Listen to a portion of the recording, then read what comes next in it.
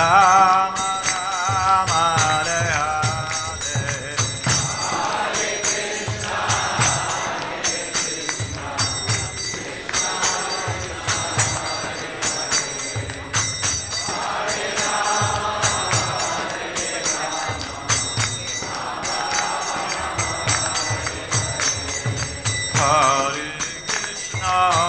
Hare Krishna, Krishna Krishna, Hare Hare. Hare Rama, Hare Rama, Rama Rama, Hare Hare. Hare Krishna,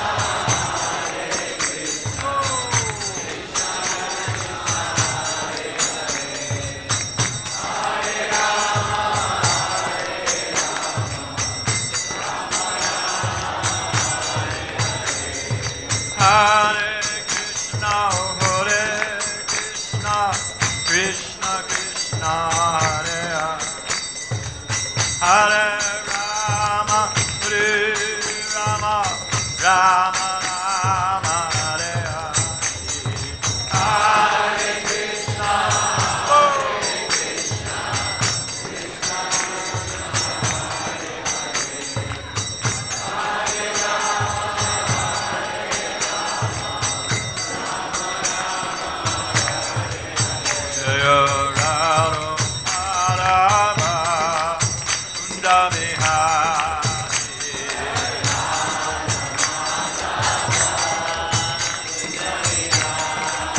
Jaya Radha Madhava Kunda Bihari.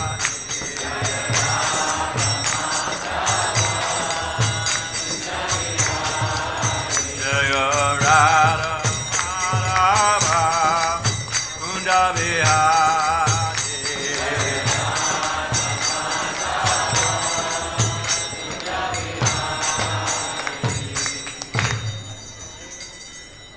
Jai Vishnupada Paramansa Padi Vijikacharyas, the Shishamanis Divine Grace of Vacharan Bhakti Vedanta Sai Maharaj, Srila Prabhupada Ki, ISKCON DBT Founder Acharya Jigaguru Srila Prabhupada Ki, Ananta Kota Vaishnava Vrinda Ki, Namchar Haridas Thakur Ki, Prem Shkuho Shri Krishna Chaitanya Prabhu Nityananda Shri Dvaita Gadadhar Shiva Sadi Guru Bhakti Ki, Shri Shri Radha Krishna Gopinath Shama Kunda Radha Krishna Giri Govardhan Ki, Vrindamadam Ki, Praturadam Ki, Durgadam Ki, Navadidam Ki, Jagannapuridam Ki, Jamunamai Ki, Gangamai Ki, Kosimai Ki, Bhakti Devi Ki, Samveda Bhakti Vrinda Ki, Srila Prabhupada Ki, Sri Radha Madhava Ki, Shri Panchatattva Ki, Shri Prahlad Nrsimha Ki, Gopremanande. All glories at the sum of devotees, all glories at the sum of devotees, all glories at the sum of devotees, all glories to Shri Shri Guru and Gauranga.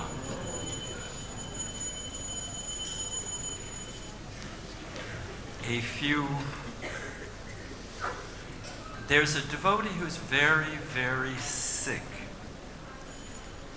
and we need a doctor. Is there a doctor in the house? We have plan B. You're a doctor? No. Is there a doctor sitting here? Braj Vilas is looking for somebody.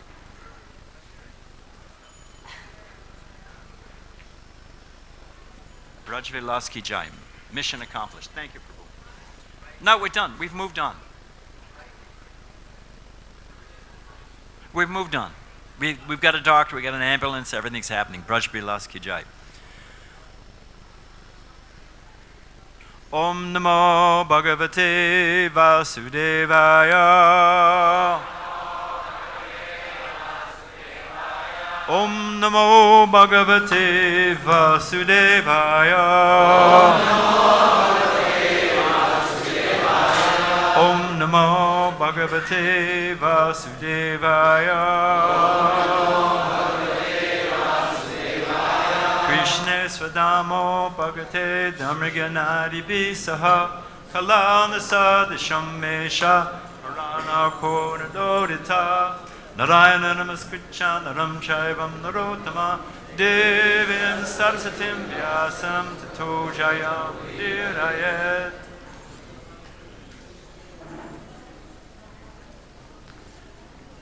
I'm not in the best of health. I'm not contagious, don't worry. So I'm going to need some help. I need some prayers that I have the wherewithal to get through class. Also, it's like one of those, how many things are wrong in this picture? I'm speaking in the wake of such saintly, powerful devotees have been giving class. So I must admit to feeling a bit like a rabbit amongst many elephants. So I was thinking last night, and Prabhupada says a bird flies in the sky according to its ability. So I'm a little small bird, and I'll try to say something, but with your prayers, that may I say something of value for you. May Krishna help me do that. So we are on verse 10, chapter 2, 5th chapter, verse 10. Nānṛtaṁ, tava, touch, cāpi, yathā, prabravīṣi, bhoḥ, avij, param, matta, etāvat, tvam, yato, nānṛtaṁ tava touch cāpi, tvam prabravīṣi bhoḥ, avij param matta, etāvat tvam yato nānṛtaṁ tava touch cāpi,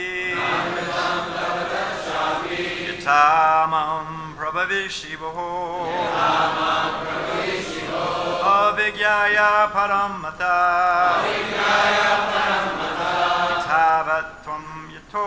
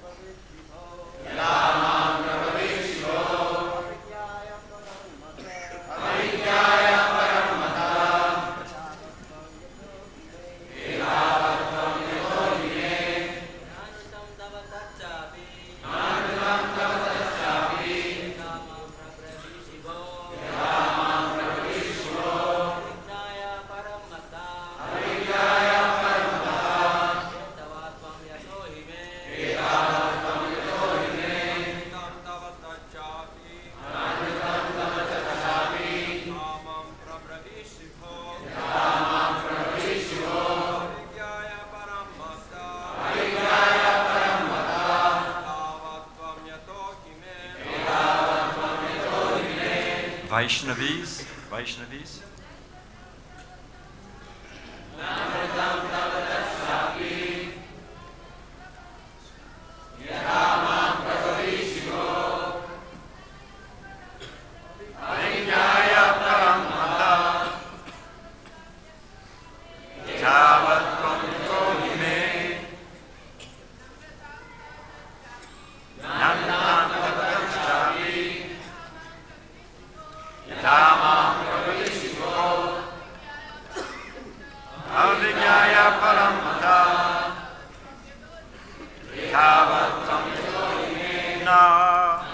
Not. Anṛtam, false. Tava, of yours. Tat, that. Cha, also. Cāpi, as you have stated. Yathā, in the matter of. Mam, of myself. Prabravīṣi, as you have described. Oh, my son. Avij, without knowing. Param, the supreme. matta, beyond myself, etāvat, all that you have spoken, tvam, yourself, yathā, for the reasons of he, certainly, may. Now, who's speaking? Do we know who's speaking this verse? Lord Brahma. And who is he speaking to? He's speaking to Narada Muni. Okay, we've got the time, we've got the place. Now we'll deal with content. This is Lord Brahma speaking. Whatever you have spoken about me is not false, because unless and until one is aware of the person of Godhead, who is the ultimate truth behind me, one is sure to be illusioned by observing my powerful activities. Also you say, whatever you have spoken about me is not false, because unless and until one is aware of the Supreme Personality of Godhead, who is the ultimate truth beyond me, one is sure to be illusioned by observing my powerful activities. And Prabhupada's purport. The frog in the well logic illustrates a frog residing in an atmosphere and boundary of a well cannot imagine the length and breadth of the gigantic ocean. Such a frog, when informed of a gigantic length and breadth of the ocean, first of all, does not believe that there is such an ocean. And if someone assures him that factually there is such a thing, the frog then begins to measure it by imagination by means of pumping up its belly as far as possible, with the result that the tiny abdomen of the frog bursts and the poor frog dies without any experience of the actual ocean. Similarly, the material scientists, as a sidelight, Sariputta Prabhu, one of the founding members of Bhaktivedanta Institute, he told me he was with Prabhupada a number of times. Prabhupada would meet a biologist. Prabhupada would say, poor frogs, because they're always dissecting, It immediately reduced their pride, so Prabhupada's comparing them to a frog, puffing up their chest and what have you. We'll get into that in a minute. So, similarly, the materialists also want to challenge the inconceivable potency of the Lord by measuring him with their frog-like brains and scientific achievements. But at the end, they die unsuccessfully like the frog. Sometimes a materially powerful man is accepted as God or an incarnation of God without any knowledge of the factual God. Such a material assessment may be gradually extended, and the attempt may reach the highest limit of Brahmaji, who is the topmost living being within the universe, and has a duration of life unimaginable to the materialistic scientist. As we get information from the most authentic book of knowledge, Bhagavad Gita, chapter 8:17, verse, Brahmaji's one day and night is calculated to be some hundreds of thousands of years on our planet.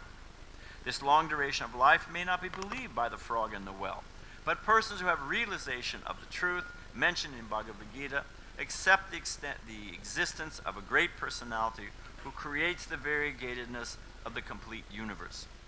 It is understood from revealed scripture that the Brahmaji of this universe is younger than all the other Brahmas, in charge of many, many universes beyond this, but none of them can be equal to the personality of Godhead.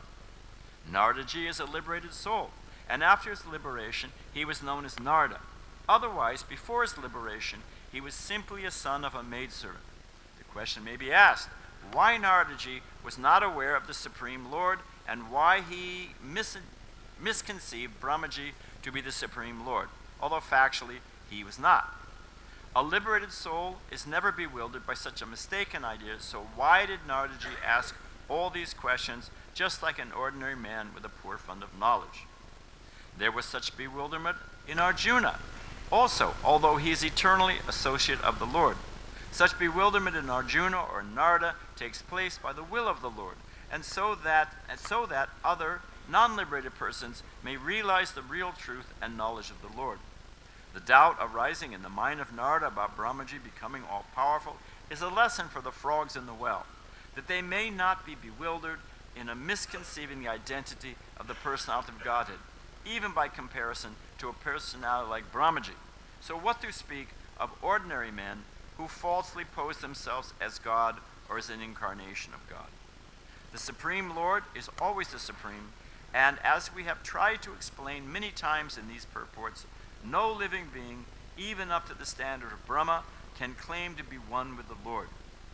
One should not be misled when people worship a great man as God after his death as a matter of hero worship. There were many kings like Lord Ramchandra, king of Ayodhya.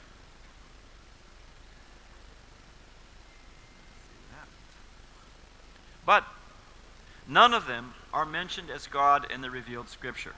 To be a good king is not necessarily the qualification for being Lord Ram, but to be a great personality like Krishna is the qualification for being the Supreme Personality of Godhead. If we scrutinize the characters who took part in the Battle of Kurukshetra, we may find that Maharaj Yudhisthira was no less a pious king than Lord Ramchandra. And by character study, Maharaj Yudhisthira was a better moralist than Krishna. Lord Krishna asked Maharaj Yudhisthira to lie, but Maharaj Yudhisthira protested. But that does not mean that Maharaj Yudhisthira can be equal to Lord Ramchandra or Lord Krishna. The great authorities have estimated Maharaj Yudhisthira to be a pious man, but they have accepted Lord Ram or Krishna as the personality of Godhead.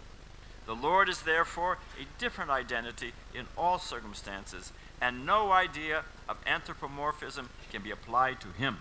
The Lord is always the Lord, and a common living being can never be equal to him. Om Gena Timarandasya Gyana Gena Salakaya Jakshushir Midatangena Tazarishi Gurave Namaha. So the question is, Atato Brahma Jigyasa, if we have a brain, what's going on?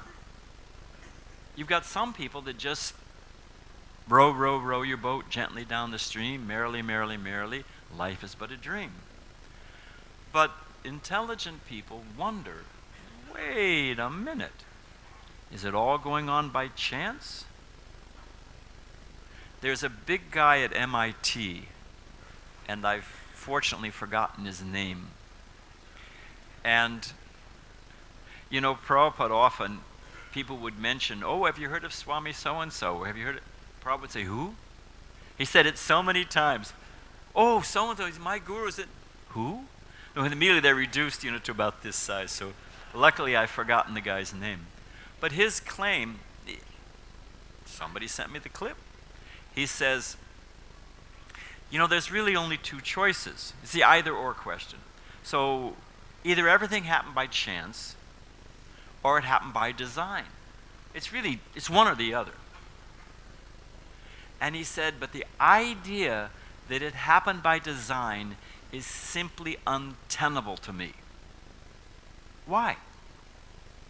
Because if there's order, if there's pattern, if there's symmetry, if there's design, you know the word dovetail? We've heard the word dovetail. It actually comes from carpentry.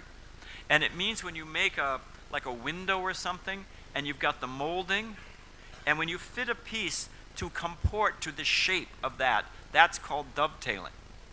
So that we have to, hello there, if we have to dovetail, we have to comport to the will of the Supreme, then I'm no longer the Supreme. My brother, English professor, you think I'm proud, you should meet him. It runs in the family. So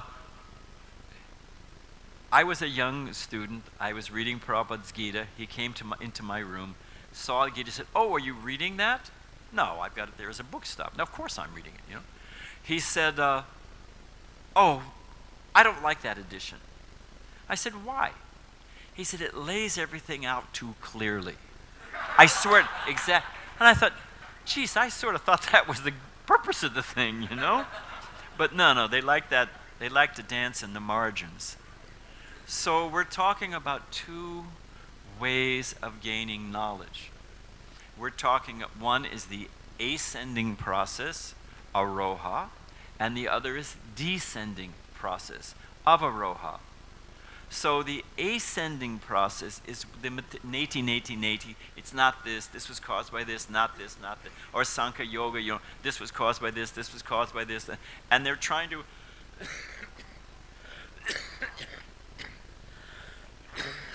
So it starts. They're trying to find out the cause of all causes by ascending knowledge. And we're going to spend a few minutes the fallacy of that, the futility of that, the uselessness of that.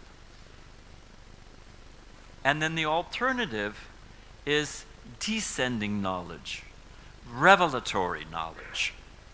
And which of the two, the Prabhupada says if you tell a lie loud enough and long enough, people will believe it. And he tells a story. I'm off my notes, but we'll get back to them. There were 4 brothers. The father passed away, and he left all of the wealth to one good son. The other ones were layabouts and loafers. So he left it to the one good son. Now the other 3 sons, they were cut out of the inheritance. They weren't going to stand for that. They devised a scheme. And the scheme was... excuse me. The scheme was that the 3 other brothers positioned the one who inherited the money, the son who inherited the money, would walk from his house to bathe in the river every morning. And it was a little bit of a distance. So the 3 other brothers spaced themselves on the way to the river. So the one inherited the money, it's Prabhupada's story, is walking along, and he sees his brother. He says, "Oh, Gopal, how are you?"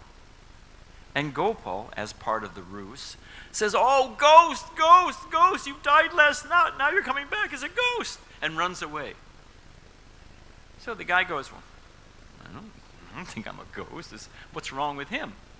He goes a little further, he meets the second brother, Govinda.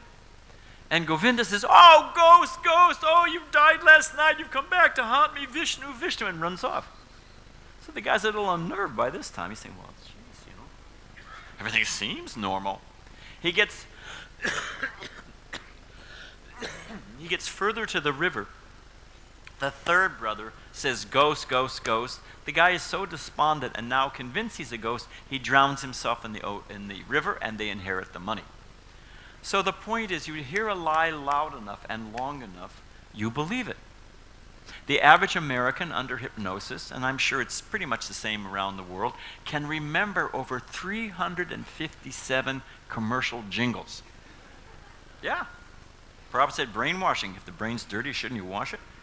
What's rattling around? Coke is the real thing. It's not the real thing. It's fizzy sugar water that rots your teeth. Nike, just do it. That's what lemmings do. Lemmings jump off a cliff. They just do it. It should say, think before you do it. So, I mean, in so many ways, and all those things, there was a beer ad, very popular. We only go around once in life, get all the gusto you can. Well, what if we don't only go around once in life? So we are hearing messages all the time.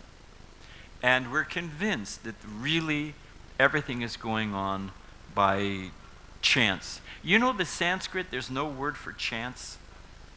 What is the word drista. Drista has the root darshan. It means to see. Darshan of the deities. So drista is the word in the Vedas they use for chance, and it means there's a cause, you just don't see it. So it's not that there's anything that doesn't everything has a cause, everything has a rhyme or reason. We just don't see it. And we're thinking, oh, it all happens by chance. Because we want it to be by chance, because it gives us that little bit of margin to cheat and to speculate. So, yeah, I am looking at my notes, but now I lost my glasses, which will come in handy. I was talking to a professor one time. This idea that everything can be understood by your senses by breaking it down into small. It's called reductionism. You break everything into small units. Ultimately, they have an atom smasher. Anyone know what they spent on the super hadron, whatever? Billions of dollars. first time they turned it on, it shorted out because a worker had left a loaf of bread in it. That's a true story. Your tax dollars at work. So, and what is the philosophy? The philosophy is we take an atom, we send it around as fast as possible, and they smash into each other. We try to take a snapshot and figure out what are the different particles. It's like if I wanted to figure out a gas combustion engine, and I took two cars, I ran them around a racetrack and smashed them into each other, and then I looked, well, I got a hubcap, I got a, door handle, and I mean, if you actually look at it, it's quite a primitive methodology. Let's say this. Suppose, who should I pick on? I'll pick on Satyanarayan, because he's my good friend and won't mind. So, Satya, I'm not going to take your wallet, don't worry. Can you stand up for a minute? It's a visual, you'll understand, don't worry. Just stand up. I'm a little worried because he's... No, keep standing. I'm a little worried because he's too smart for this. Suppose before I sat down, this young boy here, yeah, you, had glued me to this seat. Super dry, super glue. Hello to you. And so I want to shake hands with Satyanarayan. I'm limited. I'm glued to this seat. I can practice yoga. I can do calisthenics. I can maybe get an inch or two. Can I shake hands with Satya? We have no advocates. Everyone's a no advocate? No advocates? Ah! Don't spoil the story. It's a visual. I can't reach him. But what if Satya takes the initiative? Come on. I won't take your wallet. Then it becomes a very easy thing, So that's the simple principle of descending knowledge. It's revelatory. I remember asking one of my heroes, one of my great heroes, Sariputta Prabhu. I'll tell you some jokes about Sariputta later on. Just an amazing person. So, what was I going to say? No, I'll get there in a minute. Just the brain's fogged up.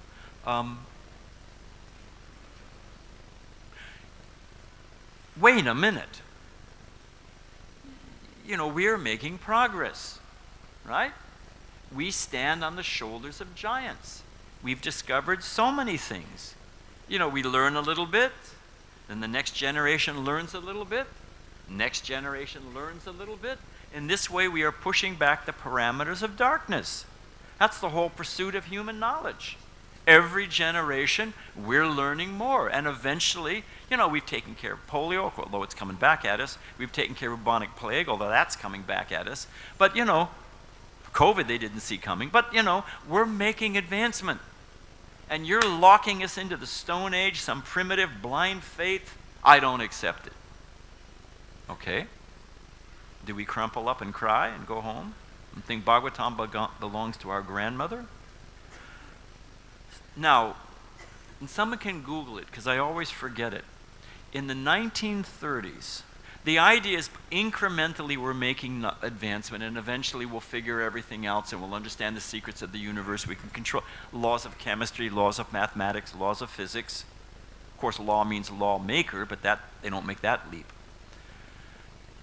The pole vaulting record in 1930 for the Olympics, somebody can Google it, but I think it was like 14 feet. Pole vaulting, the guy runs and boing, come back as a grasshopper. I don't know what their ultimate destination is, but so they've advanced. They got Acme race shoes, they've got fiberglass poles, they got all kinds of techniques. I think they're up to 18 feet. Let's give them 20 feet. Well, so that's incremental advancement, right? Right? So in the same way, every generation we're making advancement, and we'll just keep building, and eventually we'll get there. Let me ask you this. Does anyone think, although they've gone from 14 to 20 feet, anyone think anyone's ever going to be able to pole vault to the moon? Swami's lost his mind. No one's ever going to. So if we understand the gap Prabhupada said they know more and more about less and less. He told Sadhaputta that. Prabhupada said they only know things of medium size and in the middle. Medium size and the quantum mechanics, and when they get down to the particles, everything goes screwy. When they get into astrophysics, oh man. I mean, I want to talk about some other things, but just, so they can only measure middle things of medium size that are in the middle. But no one ever expects they'll be able to pole vault to the moon. So how do we think that by ascending incremental knowledge, we'll eventually understand the infinite? Man is the measure of all things. You accept that? It's the ethos of the age of Renaissance. Man is the measure of all things. Who's that guy? I just heard Prabhupada say on a tape, Tagore's brother was a painter and an avant-garde bon vivant, you know. And he said, India's problem is they waste this life worrying about the future life. You follow? You spend all your time not doing sin and this and that. And when you die, you become fertilizer. You know, you wasted this life and you're worrying about the next life. Eat, drink, and be merry, for tomorrow you'll die. You know? So, but if it's a profound arrogance, man is the measure of all things. Why? That we, within our little brain, somehow or other, this little brain, you know, anyway, I'm thinking of the time. You know, if you go onto Amazon, I went on Amazon trying to get some cough drops for my throat. And first they ask, are you a human? No, hey, it's a reasonable question. You know, they got people out there with bots and you're doing everybody's trying to cheat at every possible moment. So they ask, am I a human? Because a machine, they're telling you. Well, I do want to say a couple cheaters. Remind me to get back to Amazon and are you a human? Okay, help me get back there.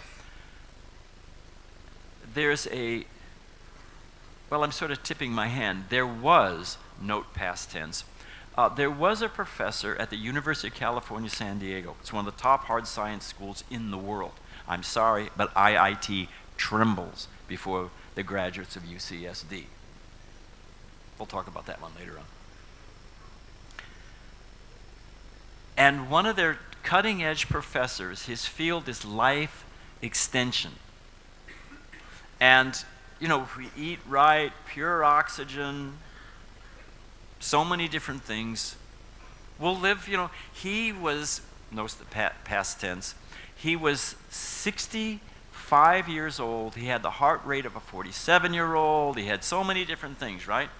He was going to live past 100, no problem. True story.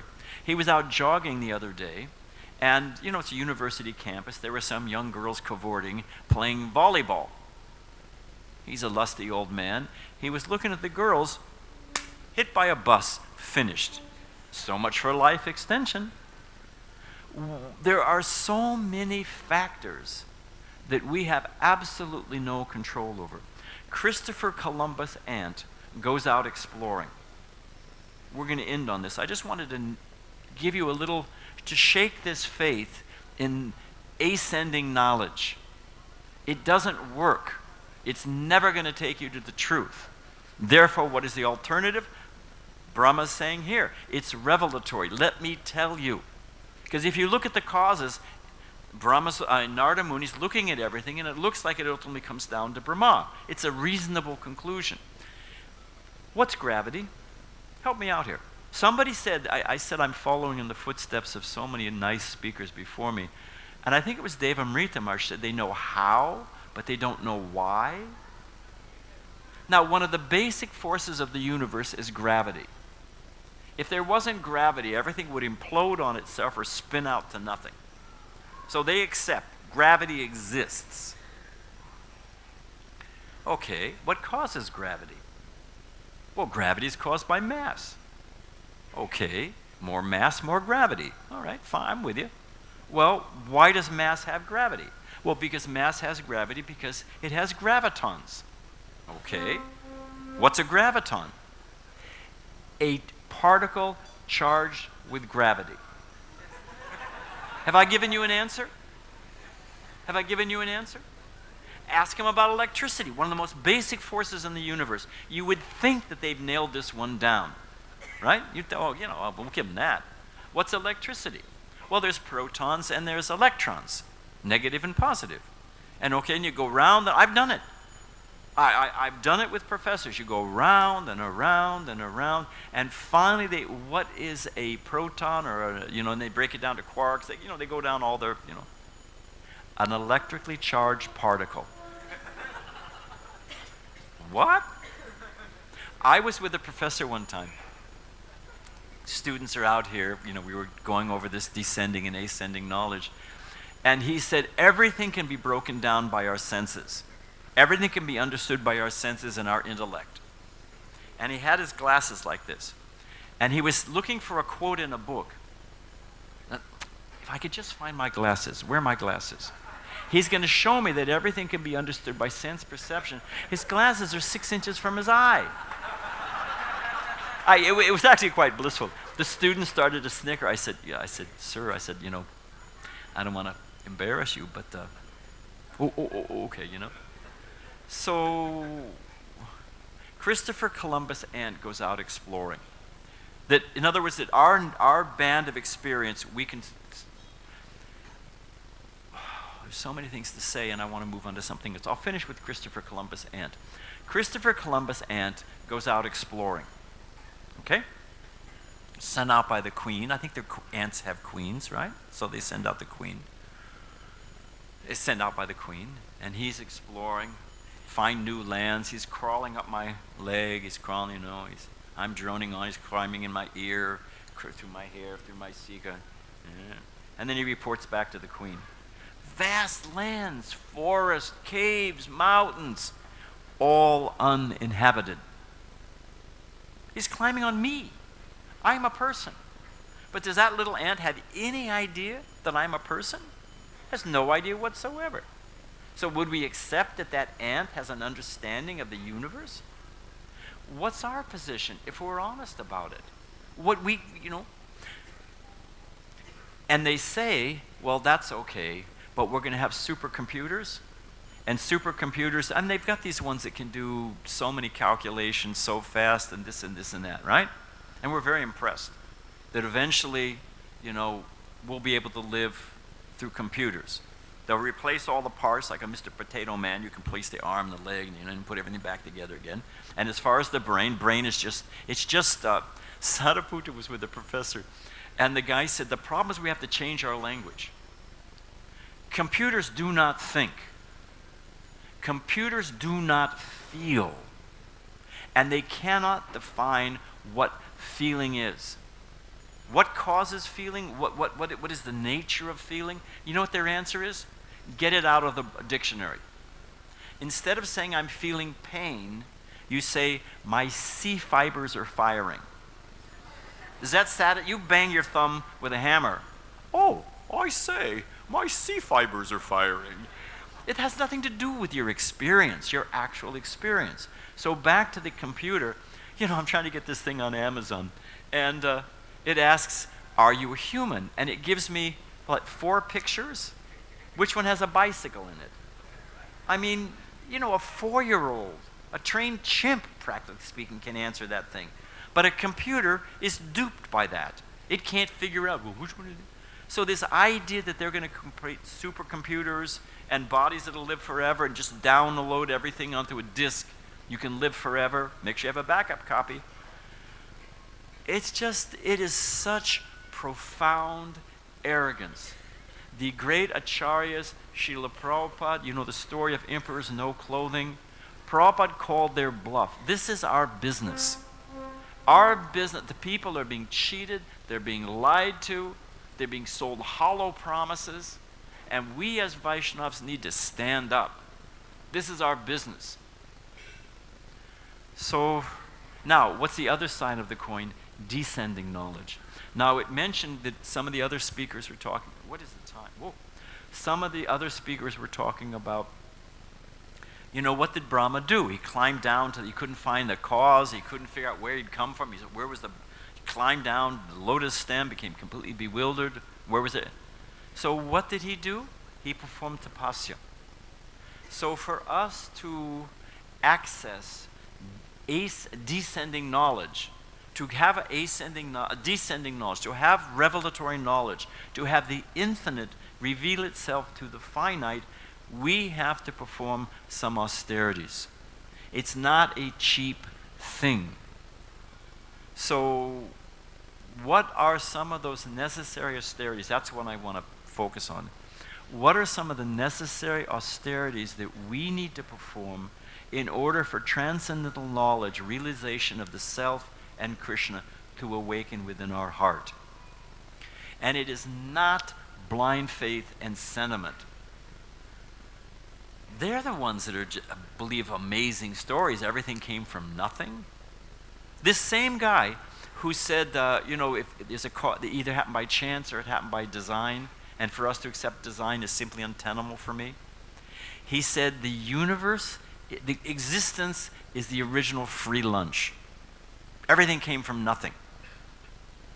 And they have the math that goes all the way back to the, so they say, back, and you go to those rooms, it's got all the chalkboards with all the calculations, and they go all the way back to the milliseconds before the singularity and everything came out of a single point. There's so many points. Why that point? Why not this point or that point? Or why aren't universes popping all around? So many things, He said, give us one free miracle, we'll explain the rest. So my point is, they can't explain what launched the whole thing, which is sort of the initial point of it. So it's a bluff. It's a profound bluff. And the seamless, consistent logic is to understand that which is beyond my senses. I have to surrender. I have to become pure-hearted. I have to attract the mercy of the Supreme. It's revelatory. If I do an experiment, I'm serious about it. I have to use distilled water. There can't be any impurity, right? I have to, they even put, if you're doing an experiment, they put it on one of those things that takes care of any vibration. If a truck goes by, it has to be hermetically sealed. There's so many things you have to do. Any kind of contamination will spoil the experiment. Is that any blind faith involved in that? Or is that a logical statement? You guys on board with me for that? Yeah. So if we want to understand the absolute, if we want to attract the absolute, we have to be pure. Sadhana is not blind faith. It's the process of purifying the consciousness. We had a devotee. I was the temple president, Detroit, Michigan. 10 o'clock at night, a devotee a man knocked on the door. Young man, 22 years old. I want to move into the temple. Middle of the night, I want to move into the temple. We were naive in those days. I said, you know what we do? You know anything about us? I said, we're vegetarian. We get up early in the morning. No boyfriend, girl. No problem, no problem, no problem. I'll move in. So he said, all right, give it a spin. And he said, the only thing I ask, the Detroit temple's on a 4-acre compound with a wall around it. He said, I just don't want to go outside the compound. I'm very shy. I mean, that should have set off a bell, but I thought, well, all right, whatever. Give it a try. Very nice person. After a couple months, he said, Badri, I was a householder then. He said, can I talk to you? I said, sure. Turns out he had been a drug dealer. Marijuana, hashish. And he'd gone to his friend's house. The police had surrounded it. So he ran to his other friend's house. Police had surrounded it. He figured they know him, they must know me. I can't go home. They're on my trail. I can't go to the bus station, I can't go to the airport, I can't cross the border, I'm stuck. Where am I going to hide? And he saw a sign, Hare Krishna Temple.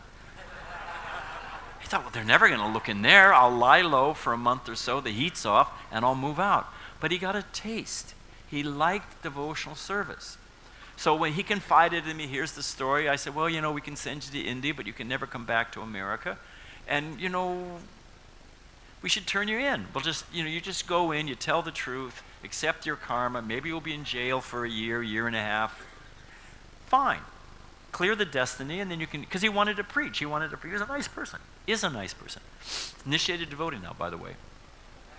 So we went to the police. Anyone who's been to Detroit will understand. They had so many cases, they couldn't take him. They said, I'll take a report. Okay, we'll take a report. We'll get back to you, you know. So how's he living? What is our lifestyle? They wrote it all down in a report. 3 months later, we got a call to come to court. And, you know, the judge is there. He's up on his desk, and there's so many people. He's got all these different files. And it's our turn. And he opens the file. He's reading the file, which, you know, is a report on the lifestyle. He says, wait a minute. He said, no boyfriend, girlfriend. No, you're vegetarian, you're not doing the TV, you're getting up at 3 o'clock in the morning. He said, stay there, it's worse than jail. It's a true story. It's a true story. He was a pious man, he was a good man.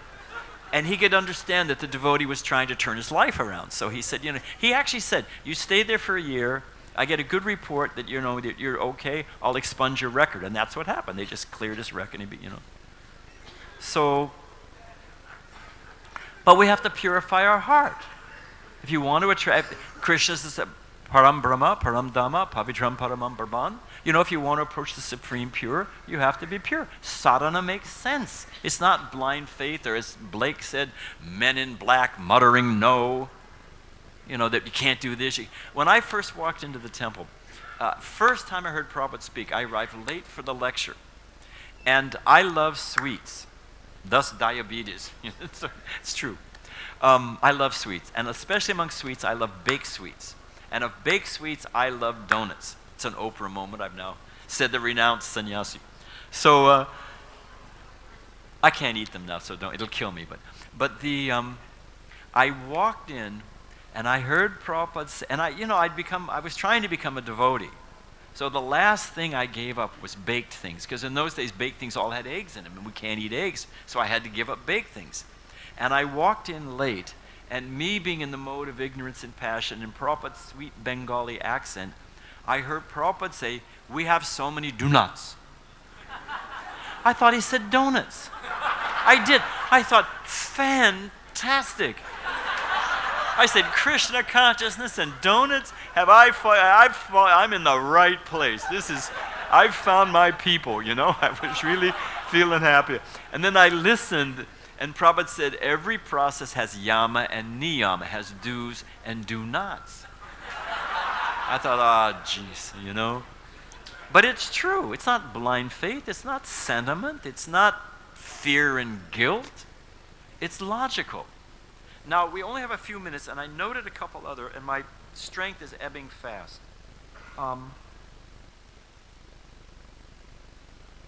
Just a few.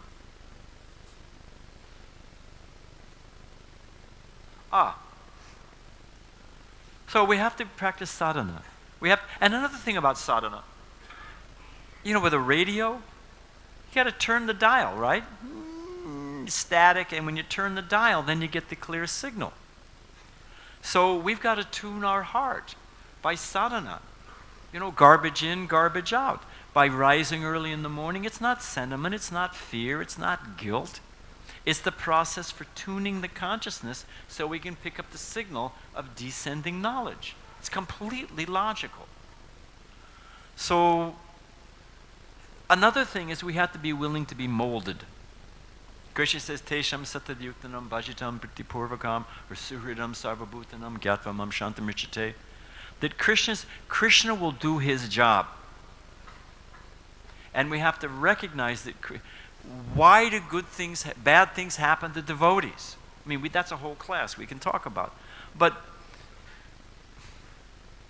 if I go to the hospital, pretty nurses, I get to pick my own menu, I got a motorized bed, free cable, fantastic.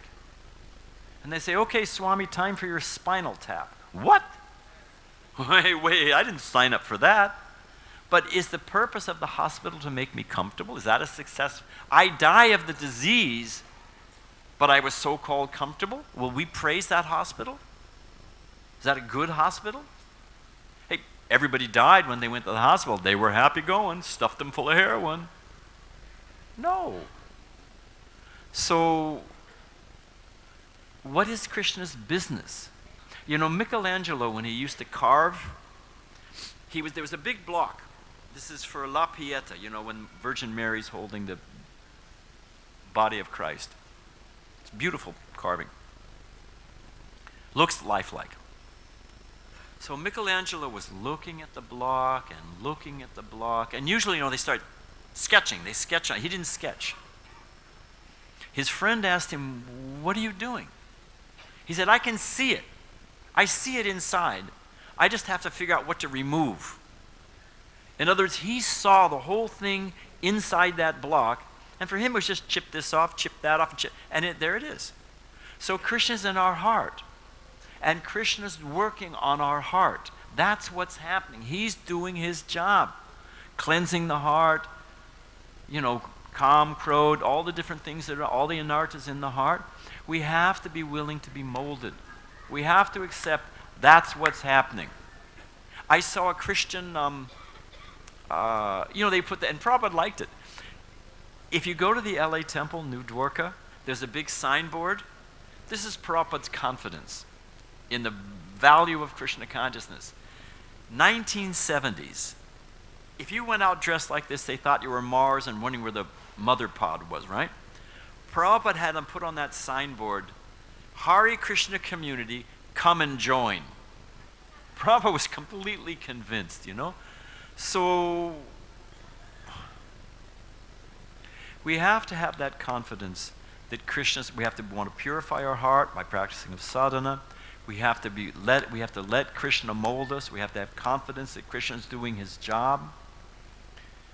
And I think I have time for one more thing. Let's see what we got here, if I got something else. Oh, just for fun. We carry so much baggage. I mean, a blind man thinks everyone else is blind, so I'm speaking to myself, you know. We have all kinds of emotional issues and this and that, and we're all hung up about it. And, you know, I was Niranjana Swami, another one of my heroes.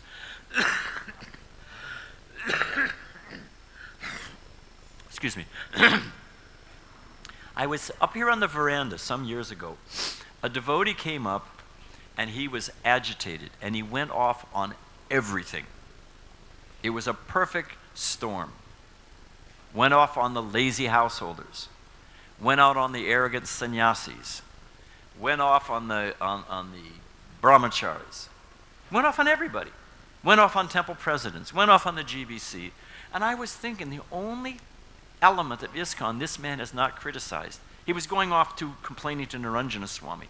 I was ready to strangle him because I'm not, but I thought, well, I can't do it. I'm next to a saintly person. So I was trying to control my senses.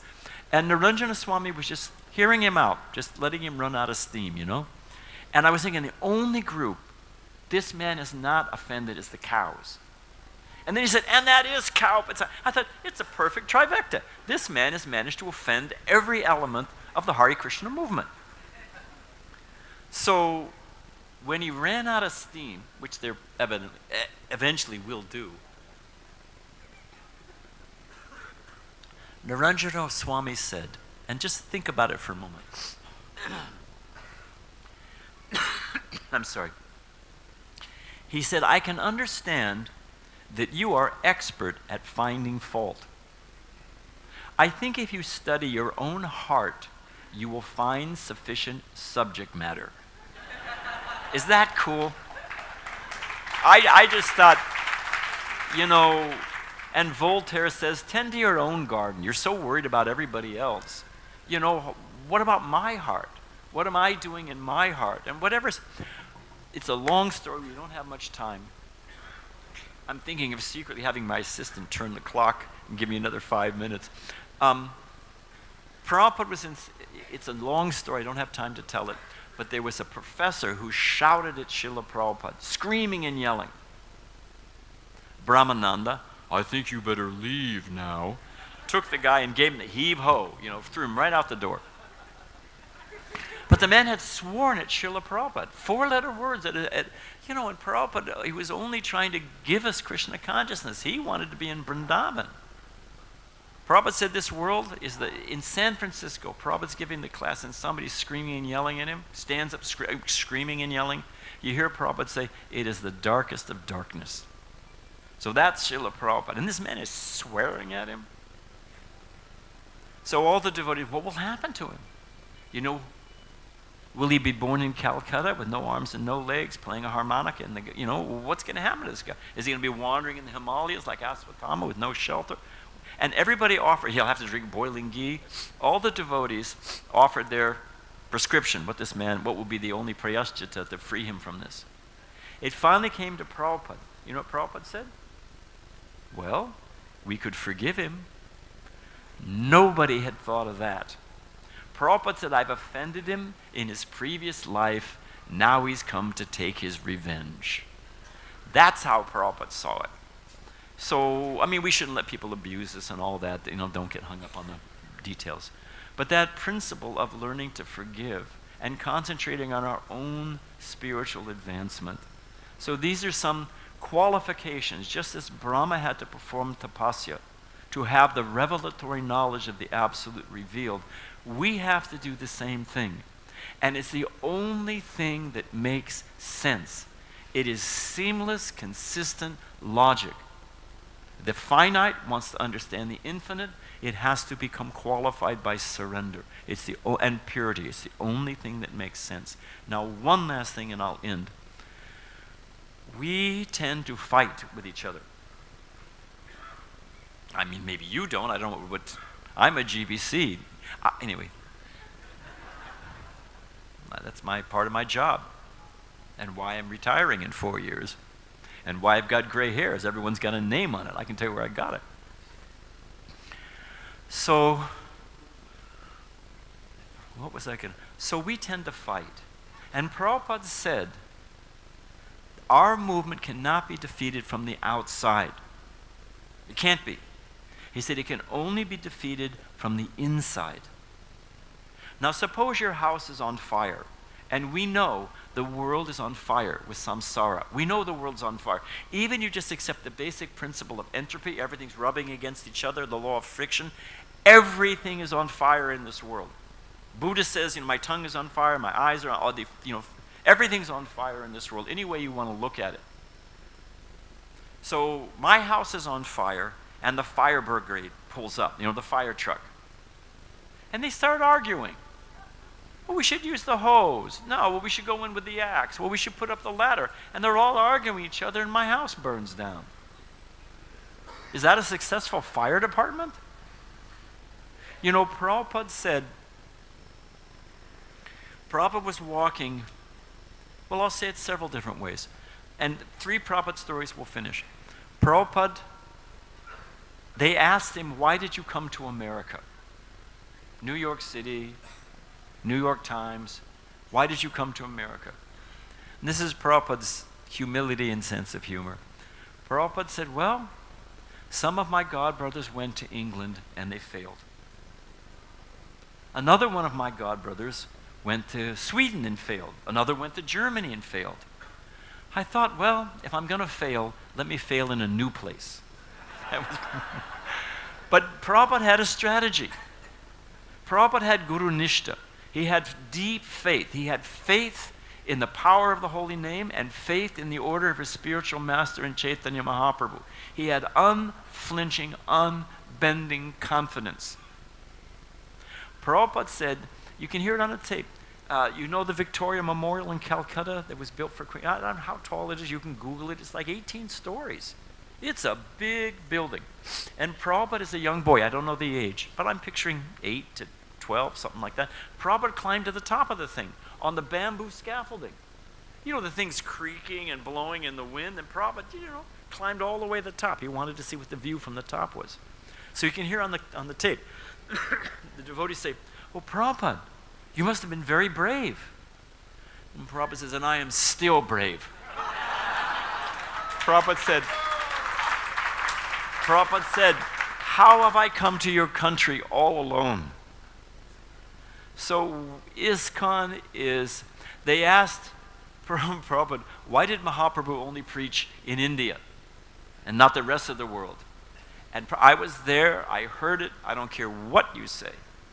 Prabhupada said why did Mahaprabhu only preach in South India? Prabhupada said he was saving the rest of the world for ISKCON. But we have to do it. We have to actually become pure-hearted. We don't have time to fight with each other. The message of Sri Chaitanya Mahaprabhu is the last best hope. So we need to tolerate each other. We need to learn to forgive. We need to practice serious sadhana. We have to purify our heart, and we will be empowered to save the world. This movement is not meant for small things. Okay, I'll end there. Thank you, Prabhupada. Hare Krishna.